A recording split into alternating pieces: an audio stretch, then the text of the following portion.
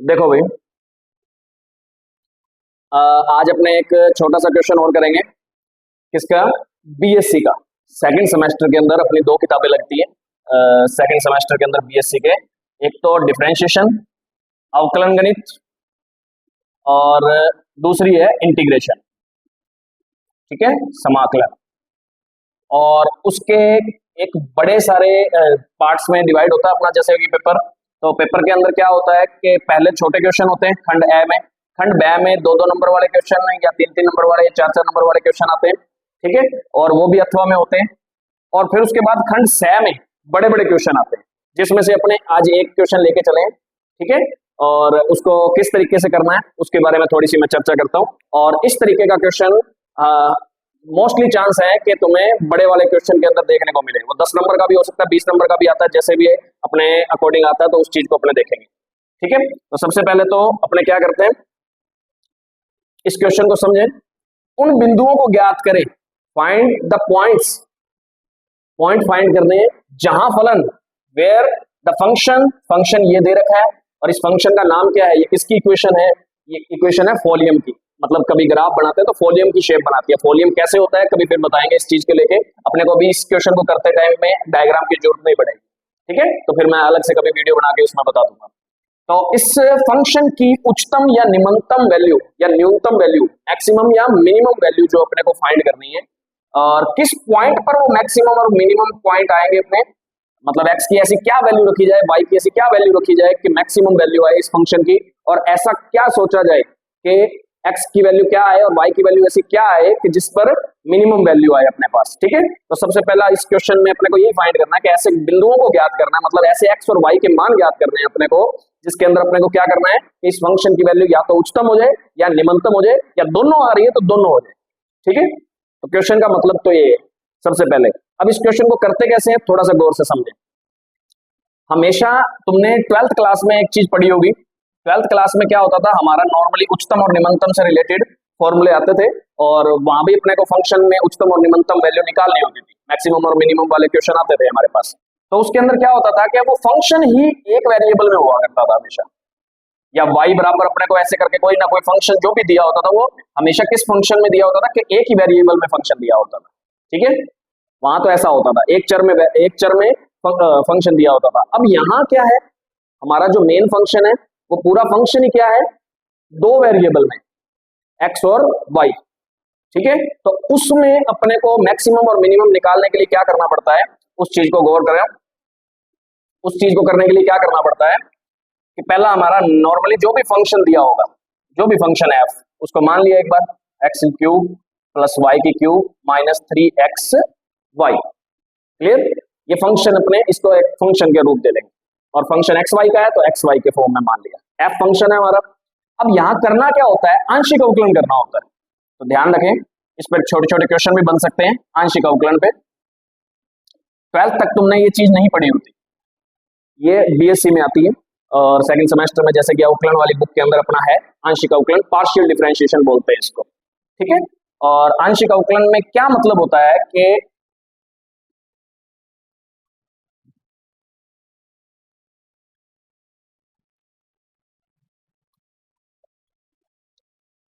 तो माफी चाहूंगा, बीच में लाइट गई चली थी, और अपने आगे शूट कंटिन्यू करते हैं इस क्वेश्चन को। तो मैंने आपको बताया कि कोई भी फंक्शन हमारा है, यदि एक्स और वाई के फंक्शन में है तो अपने उसको क्या मान लेंगे, फंक्शन मान लेंगे एक्स और वाई का, एफ मान लिया। और मैंने तुम्हें बताया कि यदि कोई फंक्शन एक या एक से ज्यादा वेरिएबल का है, एक वेरिएबल तक का तो 12th क्लास में अपने पढ़ ही लिया, यदि एक से ज्यादा वेरिएबल अपने पास आ रहे हैं तो उस कंडीशन में अपने क्या करते हैं कि मैक्सिमम और मिनिमम निकालने के लिए आंशिक अवकलन का यूज करते हैं, आंशिक अवकलन या पार्शियल डिफरेंशिएशन। अब पार्शियल डिफरेंशिएशन का मतलब क्या होता है, पार्शियल डिफरेंशिएशन को लिखा जाता है डेल से। किससे? डेल से। आज तक तुम अवकलन पढ़ते आए हो, पूरा पूरा अवकलन, ठीक है, डी बटे डी एक्स पढ़ते आए हो। यहाँ आंशिक अवकलन का मतलब है कुछ थोड़ा हिस्से का अवकलन करना, थोड़े हिस्से का अवकलन, मतलब यहाँ उसको डेल से रिप्रेजेंट किया जाता है, ये डेल होता है। ठीक है, डी जैसा लग रहा है पर डी ऐसे बनता है, पर ये डेल ऐसे बनता है।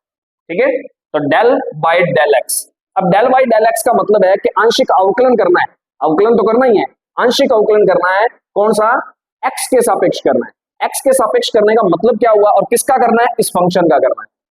तो कैसे किया जाता है, ध्यान रखें कि जिसके सापेक्ष तुम आंशिक अवकलन कर रहे हो उसको छोड़ के बाकी यदि कोई भी वेरिएबल है तुम्हारे पास तो उसका अपने अवकलन क्या करेंगे, जीरो कर देंगे, मतलब कांस्टेंट समझ के काम चलाएंगे। उसमें ए है वाई है तो यहाँ अपने ए और वाई दोनों को क्या मानेंगे, कांस्टेंट ही मान के चलेंगे। एक बात हमेशा ध्यान रखें, आंशिक अवकलन का मतलब ये होता है जिसके सापेक्ष तुम आंशिक अवकलन कर रहे हो उसका मतलब क्या है कि उसको ही वेरिएबल मानोगे, बाकी जो भी पड़ा है उसको कांस्टेंट मान के काम चलाना है। अब जैसे देखते हैं कैसे करते होते हैं। अब मैं आंशिक अवकलन कर रहा हूं फंक्शन का, किसके सापेक्ष, एक्स के सापेक्ष, विद रिस्पेक्ट टू एक्स। तो एक्स की क्यूब का अवकलन तो अपने जानते हैं, पावर आगे पावर में से एक कम, एक्स के सापेक्ष कर रहे हैं तो एक्स वाले फंक्शन का तो होगा। वाई वाला फंक्शन इसके साथ कोई भी एक्स नहीं है तो इसका कांस्टेंट मान के कितना हो जाएगा, जीरो, ठीक है। और यहां कितना हो जाएगा 3a, वाई तो कांस्टेंट हो गया और बचा कौन, एक्स, एक्स का तो कितना हो जाएगा, एक हो जाएगा, और कांस्टेंट जो भी गुणों में पड़ा होता है वो बाहर रह जाता है, अलग से कैसे। बात क्लियर हुई, ठीक है। अब इसके बाद ये तो फंक्शन आ गया किसका, इसको थोड़ा सा और सॉल्व करके लिखो तो कितना आ जाएगा 3x² माइनस 3ay, ये बन गया। और ऐसे ही अपने इसका y के रिस्पेक्ट भी क्या निकालेंगे, आंशिक अवकलन करेंगे तो वो कितना आ जाएगा, ये जीरो, क्योंकि ये तो y का फंक्शन है ही नहीं।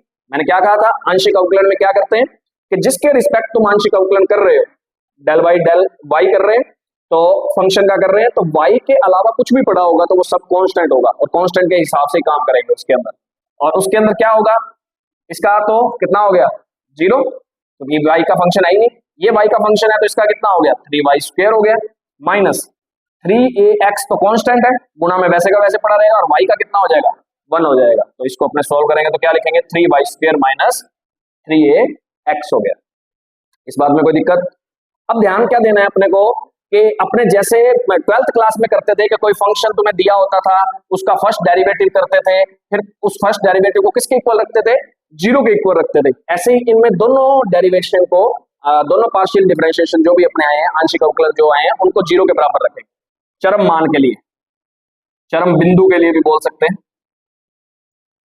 ये जो आंसर करते थे ना क्रांतिक बिंदु या चरम बिंदु के लिए करते थे, जिस पॉइंट पे वो फलन उच्चतम होगा कि नहीं होगा, किसी भी फंक्शन के अंदर कोई भी ग्राफ बन रहा है तो उसका उच्चतम पॉइंट इन पॉइंट्स पे ही आने के चांस होते हैं जहां से वो मुड़ना स्टार्ट हो रहा होता है, ठीक है। तो ये चरम बिंदु ही होते हैं। अब इनमें से किस बिंदु पर आना है, तो इन पॉइंट्स पे हमेशा ध्यान रखना, जैसे भी कर्व होता है उन कर्व का जैसे भी मुड़ना हुआ तो उसका जो भी ढलान स्टार्ट होती है तो ढलान से मैक्सिमम पॉइंट पे dy/dx की वैल्यू कितनी होती है, जीरो होती है। तो वहां इसीलिए dy/dx को कितना रखते थे, जीरो रखते थे, और यहाँ आंशिक अवकलन को जीरो रखेंगे। क्लियर।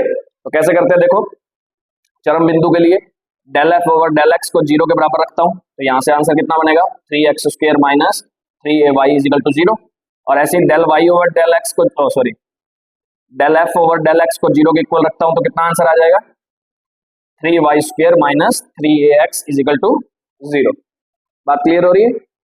इस पार्ट्स को किसके, जीरो के इक्वल रखेंगे, ठीक है। अब यहां से देखेंगे तो बताओ ऐसे कौन सी इक्वेशन है जो अपने इसको और भी सॉल्व करके देखते हैं कि x और y का ऐसा कौन सा मान रखे कि जो दोनों इक्वेशंस को सॉल्व कर दे, सेटिस्फाइड कर दे। देखो इसको पूरे लंबे वे से करने की आदत नहीं डालनी, बीएससी में इतना टाइम नहीं होता है अपने पास, इसको माइंड से करना होगा। ऐसा सोचो क्या a रखने से काम चल जाएगा क्या, x और y की जगह पे यदि मैं a रखूं तो काम चल जाएगा क्या। देखो a रखता हूं तो 3a² और यहां पहले से a है, y की जगह पे a आ जाएगा तो a² 3a² कट जाएगा, जीरो आ रहा है, इसका मतलब a इसको तो सेटिस्फाइड कर रहा है, इसको भी कर जाए तो इसका मतलब आंसर अपना a बन जाएगा। और सुनो कितना आएगा, a रखा a का स्क्वायर माइनस 3a, a रखा a का स्क्वायर 3a² माइनस 3a² पूरा पूरा सेटिस्फाइड हो रहा है। इसका मतलब क्या हो गया कि एक तो ऐसा पॉइंट कौन सा है a, x की वैल्यू भी a, y की वैल्यू a, ठीक है। एक तो वैल्यू अपने को यहां से ये पता लग गई, ऐसे ही सोचना चाहिए तभी अपना पेपर के अंदर टाइम बचाएगा और अपने क्वेश्चन को आराम से सोल्व कर पाएंगे। तो यहां से एक तो आ गया चरम बिंदु कौन सा, a, और एक देखो 0,0 भी सेटिस्फाइड कर रहा है, x की जगह 0 रख दे, y की जगह 0 रख दे, 0 माइनस 0 0 ही हो जाएगा, 0 माइनस 0 0 ही हो जाएगा। तो एक बिंदु ये भी आ रहा है, ध्यान रखना, और कोई बिंदु नहीं आ रहे और यदि फिर भी आपको लगे कि इस तरीके से हमें दिमाग में नहीं आता, तो इसको करने का तरीका क्या है कि जैसे तुम बचपन में समीकरणों को सोल्व करते आए हो कि यहाँ से जैसे इसकी वैल्यू निकाल लो, यहाँ से 3x² बराबर 3ay लिख सकते हैं इसको। 3 से 3 कैंसिल हो गया, यहाँ से x² बटे a, किसकी वैल्यू आ गई, y की।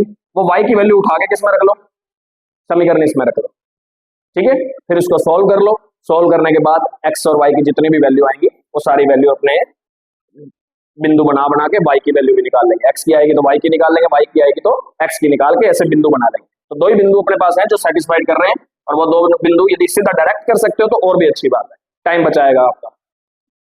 अब ये चरम बिंदु आ गए। अब इन्हीं बिंदुओं में से उसने यही बात कही थी कि बिंदुओं को ज्ञात करना है जो उच्चतम मान रखता हो और निम्नतम मान निकालता हो। तो अपने चेक करेंगे, कैसे चेक करेंगे, देखो। तो सबसे पहले करना क्या होता है, यदि 12वीं क्लास होती तो 12वीं क्लास में तो यहां से वैल्यू निकाल के x की जो भी वैल्यू आती तुम्हारे पास, x1 x2 जो भी आती थी, उसको अपने क्या करते थे, डबल डेरिवेटिव के अंदर रखते थे, d² y dx² के अंदर रखते होते थे, उसके अंदर उठा उठा के वो x की वैल्यू रखा करते थे। अब यहां क्या होगा, यहां ऐसा नहीं होगा, यहां होता है कि डबल डेरिवेटिव भी निकालने पड़ते हैं, वो भी आंशिक वाले। निकालो, जैसे कि अभी बताता हूं कैसे करते हैं आगे। इसको r बोलते हैं शॉर्ट में, किसी का भी फंक्शन का डबल डेरिवेटिव x के सापेक्ष होता है तो उसको शॉर्ट में क्या बोलते हैं, r बोलते हैं अपने, ठीक है। और किसी भी फंक्शन का डबल डेरिवेटिव y के रिस्पेक्ट होता है तो उसको s बोला जाता है, सॉरी t बोला जाता है, उसको t बोला जाता है। अब इसके अंदर एक पॉसिबिलिटी और हो जाती है, x के सापेक्ष भी हो सकता है, y के सापेक्ष भी हो सकता है डबल डेरिवेटिव, ठीक है। अब एक चीज और भी हो सकती है यहाँ पर कि डबल डेरिवेटिव में एक चीज नई और जुड़ती है जो कि तुमने पुरानी नहीं पढ़ी, जैसे आंशिक अवकलन के अंदर पहले x के सापेक्ष तो किया हुआ था, इसका y के सापेक्ष भी तो हो सकता है ना, आगे अवकलन करना चाहे तो। आंशिक अवकलन तो किसी के सापेक्ष भी कर सकते हैं, तो यहाँ पर y भी आ सकता है, तो मतलब ये भी इस तरीके से भी आ सकता है हमारे पास।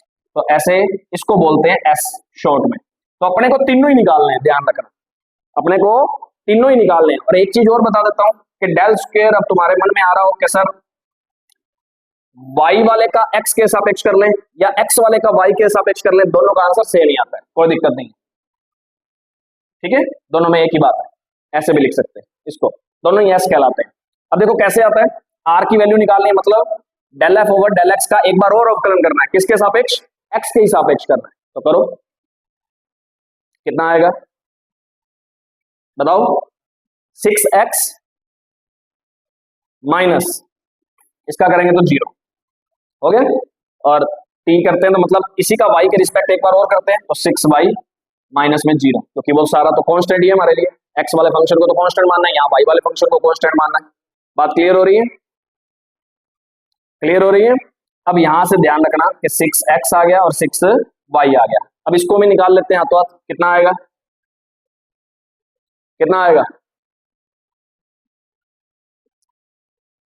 इसकी वैल्यू आएगी, जैसे del f over del x लेके चलता हूं, अब इसका y के रिस्पेक्ट कर लेते हैं, ये बन जाएगा, तो कितना आएगा, y के रिस्पेक्ट करते हैं तो इसका 0 माइनस इसका y के रिस्पेक्ट करते हैं तो माइनस का 3 रह गया, और y का कितना हो गया, 1 हो गया। बात क्लियर, तो आंसर कितना आया, माइनस का 3a आ गया। इतनी बात क्लियर हुई। अब ये तीनों चीज निकालने के बाद, r, s और t निकालने के बाद अपने को निकालना क्या होता है, मैक्सिमम और मिनिमम वैल्यू निकालने के लिए rt माइनस एस स्क्वायर निकालना होता है। क्या निकालना होता है, rt माइनस एस स्क्वायर। देखो भाई, rt माइनस एस स्क्वायर निकालना कितना आएगा बताएं, rt माइनस एस स्क्वायर करेंगे तो rt माइनस एस स्क्वायर मतलब r की value 6x 6y minus S square मतलब माइनस का 3a का स्क्वायर।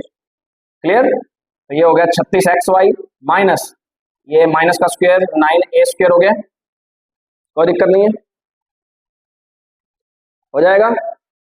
अब यहां से ध्यान देना है, इसको निकालना किस पॉइंट पे है, दोनों पॉइंट्स पे निकाल के देखना है, किस पे निकाल के देखना है, दोनों पॉइंट्स पे। तो ए पे चेक करता हूं मैंने, यहां पे लिखता हूं a, a पर, ठीक है, इसमें रखते हैं a, a, rt minus S square कितना आएगा, कितना आएगा, ये आ गया जी ए आ गया 6 ए स्क्वायर हो जाएगा, माइनस में 9 ए स्क्वायर हो जाएगा, और ये कितना आ गया 9 चौक 36 होता है ना, 9 3 27 ए स्क्वायर। अब एक बात ध्यान रखो, किसी भी चीज का स्क्वायर ए की वैल्यू चाहे कुछ ही हो, उसका स्क्वायर करने पर वो पॉजिटिव बनेगा, ये भी पॉजिटिव है, इसका मतलब ये पूरी वैल्यू क्या आएगी, पॉजिटिव आएगी। पूरी वैल्यू क्या आ रही है, पॉजिटिव आ रही है। एक बात हमेशा ध्यान रख लेना, उच्चतम और निम्नतम मान संभव होने के लिए R T minus S square की वैल्यू पॉजिटिव ही आनी चाहिए। यदि यहाँ सोल्व करते ही कोई नेगेटिव वैल्यू आ जाती किसी भी तरीके से, तो अपने हमेशा ध्यान रखना कि इसका उच्चतम और निम्नतम मान संभव ही नहीं होता उस टाइम पे। ठीक है, तो R T minus S square की वैल्यू हमेशा क्या आनी चाहिए, ग्रेटर देन 0 आनी चाहिए, ये हमेशा ध्यान रखना। अब दूसरी बात, जब ये चीज आ गई, फिर उसके बाद ना आर को और चेक करना होता है। आर को और चेक करो उस पॉइंट पे, तो आर के अंदर वो पॉइंट रखते हैं, आर किस पॉइंट पर, इसी पॉइंट पर 6a आ जाएगा। ये भी क्या आ रहा है, 0 से बड़ा आ रहा है, ये भी क्या आ रहा है, 0 से बड़ा। तो यहां ध्यान दे भाई कि यदि R T minus S square 0 से बड़ा है और आर भी उस पॉइंट पे 0 से बड़ा है, तब फलन का मान न्यूनतम होता है उस पॉइंट पे।